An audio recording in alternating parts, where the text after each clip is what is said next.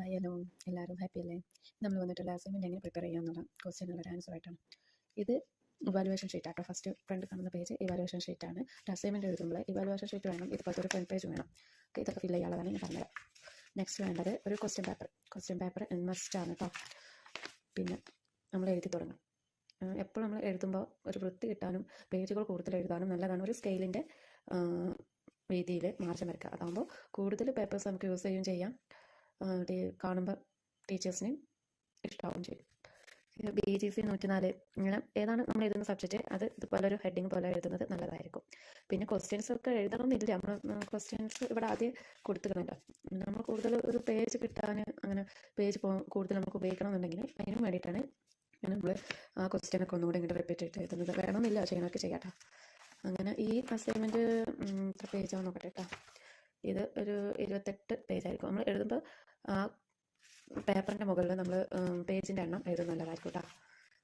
വേറെ ഒന്നുമില്ല, അത് നമ്മളിപ്പോൾ എങ്ങനെയെങ്കിലും നമുക്ക് തുന്നിക്കെട്ടി പറയുന്നത് കേട്ടോ. നമ്മൾ ഹോൾ ചെയ്ത് പഞ്ച് ചെയ്ത് കണ്ട് ഹോളാക്കിയിട്ട് അതിലേക്ക് നൂലിട്ട് കെട്ടിട്ട് നമ്മൾ വാങ്ങാൻ കിട്ടും കേട്ടോ. അതുപോലത്തെ ഒരു നൂലാണ് ഇത് ചെയ്യണം. ഓക്കെ, അതായത് സെൻറ്ററിൽ എങ്ങനെയാണ് ചെയ്യേണ്ടതെന്ന് നിങ്ങൾ ചോദിച്ചറിഞ്ഞിട്ട് ചെയ്യാം കേട്ടോ. കൂടുതലും ചെയ്യുന്നത് ഇതുപോലെയാണ്.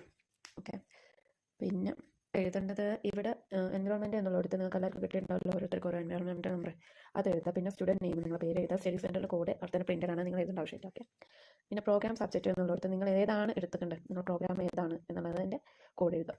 കോഴ്സ് കോഡ് എഴുതുമ്പോൾ ശ്രദ്ധിക്കേണ്ട ഒരു കാര്യമാണ്. നമ്മളിപ്പോൾ ഡിസാസ്റ്റർ മാനേജ്മെൻറ്റ് ആണ് നിങ്ങൾ എടുത്തതെന്ന് വെച്ചാൽ ഡിസാസ്റ്റർ മാനേജ്മെൻറ്റ് എഴുതരുത്. ഇതിൽ കോഡ് ഉണ്ടാവുമല്ലോ. കോഡ് അതായത് British poetry and drama 40th to 17th century ഇതിൻ്റെ കോഡ് എന്താണ്? BGC 104. ഈ 104 എന്നുള്ളതാണ് നമ്മൾ കോഴ്സ് കോഡായിട്ട് എഴുതേണ്ടത്. ഓക്കെ, പിന്നെ ഇവിടെ നിങ്ങൾക്കൊന്നും ചെയ്യാതെ ഇത് ഇവാലുവേഷൻ അവർ നോക്കിക്കഴിഞ്ഞിട്ട് അവർക്ക് എഴുതാനുള്ളതാണ് കേട്ടോ. പിന്നെ അതുപോലെ നമ്മൾ ഒരു അസൈൻമെൻറ്റ് എഴുതുമ്പോൾ അതിന് മുകളിൽ നമ്പർ ഇടുന്നത് നല്ലതായിരിക്കും. കാരണം നമ്മളിപ്പോൾ ഇങ്ങനെ നൂല് കെട്ടിക്കാണ്ടൊക്കെ പിൻ ചെയ്യുമ്പോൾ അഥവാ എന്തെങ്കിലും കാരണവശാൽ അത് പോകുന്നു വെച്ചാൽ അവർക്ക് ഈ നമ്പർ നോക്കിയിട്ട് അവർക്കത് കെട്ടാനും ഇതൊക്കെ നല്ലതായിരിക്കും. പിന്നെ ഇത് വാങ്ങുമ്പോൾ ഇവിടെ ഒരു സ്റ്റീൽ ഇത് കണ്ടില്ല, ഇത് നിങ്ങൾ കട്ട് ചെയ്യണം. ഓക്കെ, ഇത് രണ്ടും എല്ലാം കഴിഞ്ഞ ശേഷം അവർക്ക് കൊടുക്കുമ്പോൾ ഇത് കട്ട് ചെയ്തിട്ട് കൊടുക്കാൻ പാടും. ടീച്ചർമാരെ കയ്യിലൊക്കെ തട്ടുന്നുണ്ടെന്നുള്ള പരാതികളൊക്കെ ഉണ്ട്, അതുകൊണ്ടാണ് ഇപ്പോൾ ചെയ്യാൻ പറയുന്നത് കേട്ടോ. അപ്പോൾ ഇങ്ങനെയാണ് ചെയ്യേണ്ടത്. പിന്നെ പഞ്ച് മെഷീൻ ഇതുപോലത്തെ ഒന്ന് സ്റ്റോറിലൊക്കെ വാങ്ങാൻ കിട്ടും. 140 ലിറ്റർ ഉള്ളൂ. നിങ്ങൾ വേണമെന്നവർക്ക് വാങ്ങാം, അല്ലെങ്കിൽ നിങ്ങൾ അതായത് ഏത് സെൻറ്റർ അവിടെ ഉണ്ടാവും.